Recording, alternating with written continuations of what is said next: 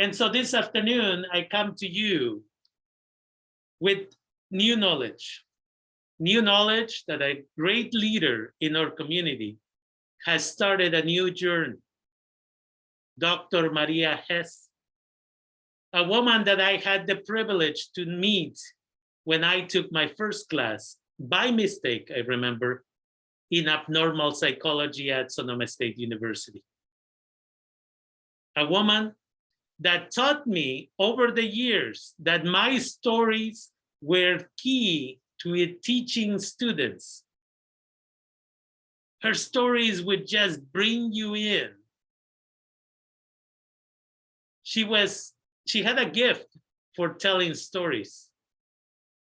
She was a guest here. After many years of being at Sonoma State, and I had not seen her, she was a guest of another show here in KBBF Bilingual Radio. And as I was leaving my show, she came up to me and she said, I know you. You were one of my students.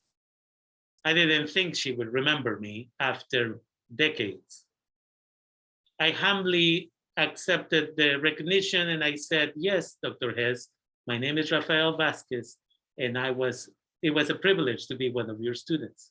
We reconnected, and then she invited me to this wonderful organization, Humanidad Therapy and Educational Services, where Dr. Maria Hess, Claudia Sendejas, and Cecilia Perez had gathered and started a nonprofit organization to provide therapeutic services with a focus on the Latinx community that had been excluded for many, many decades. And so I went and visited, brought her over to tell us about the adverse childhood trauma, right? And one of the things I will always remember is what she would say, right? She always would say this: trauma is the gift that keeps on giving. Maria Hess had the knowledge, and she wasn't willing to keep it to herself. She was willing to share with us what she knew. And that is why yesterday, when I had the opportunity and privilege to go next to her at her bedside, I told her that whenever she was ready to start that journey to the next step, whatever that is, that she should do so knowing that we, her former students, were ready to take on the charge of continuing to educate and empower a community of people. That we were ready to continue to do the work that she had started decades ago. I told her that it is because of her that thousands of students are now trained to be therapists all over the United States and probably other countries. Her teachings, her storytelling was something I learned that I could use in order for me to be able to teach my students today. Just yesterday, I communicated with one of my summer school students and I said, I'm sorry, I don't know how to support you. Tell me how to support you, but at this moment, you're not passing the class. You haven't been turning in your work. Is everything okay?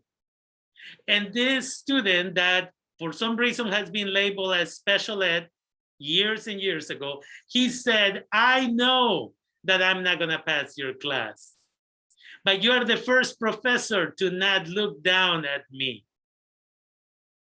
So I come to you for two reasons. One, because you show me respect, and two, because I come to listen to your stories. And it was Maria Hess, the first one, to normalize the idea that my story had some value.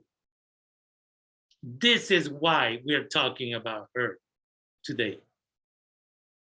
She empowered people of color to be able to say, yes, you can do so. She wasn't just my professor at the university. She actually motivated me to become a professor at Santa Rosa Junior College, but she wasn't just a professor, she was a mentor.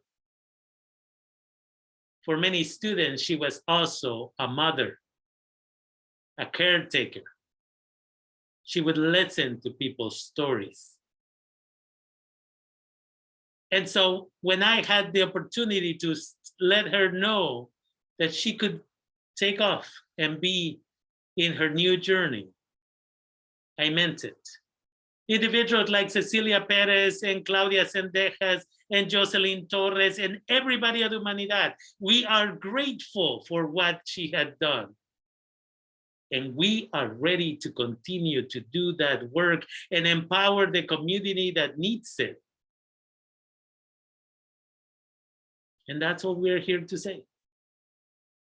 I'm going to read to you a poem that was sent to me this afternoon, a poem that she wrote right around the age of 16 that will show you the love, the acceptance that she had for everyone in the world. The poem has no title, but it says, "The color of your skin is no matter, my friend. Your heart is a commonplace. The slang of your voice is no matter, my friend. When you whisper is just the same. The time you pass is no different, my friend. The matter is yours to find. Your sight is found in many, my friend. I pity those too blind. Your wonders are found elsewhere, my friend. Your ideals are ours to bless.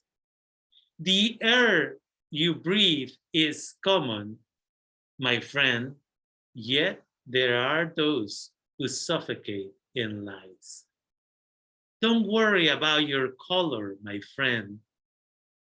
You're walking under friendly skies."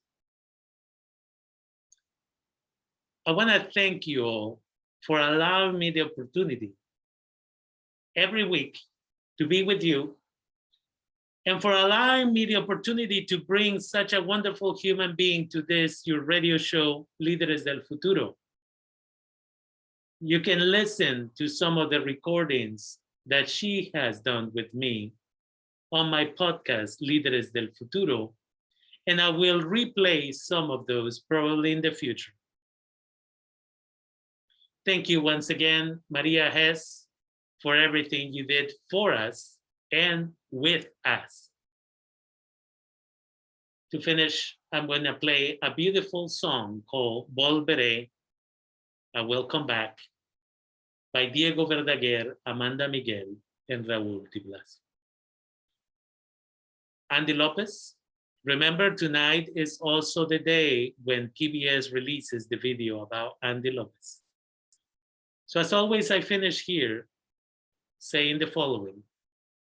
Andy Lopez, Los 43, las mujeres que han muerto por resultado del feminicidio, las mujeres indígenas de los Estados Unidos que siguen desapareciendo, las periodistas que buscan la verdad, las personas que han fallecido esta semana por COVID. So, Andy Lopez, the 43 students who were made to disappear, the women who have passed away this week due to femicide, the indigenous women who continue to disappear in the United States. To journalists, let's continue to find the truth, even if our lives end up in danger. The individuals who have lost their life this week due to COVID. And finally, Maria Hess, present.